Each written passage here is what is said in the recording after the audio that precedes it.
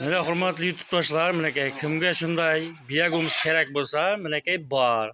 Gullarning ichida. Qo'yboqlar 45-uyda. Telefon nomer. Ayting telefon nomeringizni. Telefon nomer 97 361 43 12. Ana shu nomerga telefon etaverasizlar menakay. Tayyor, mana boshlandi. Swiji. Kimga shunday nelar kerak bo'lsa, kelib olib ketsangizlar bo'ladi. Toza menakay. Mana bu tomonda tayyor bo'lyapti mana. Xudo xolasa nasib etsa, yaqinda tayyor bo'ladi. Mana yili tayyor bo'lmaganlar ham bor menakay. Kimga shunday xizmatlar kerak bo'lsa, kelib olib ketsangiz mumkin.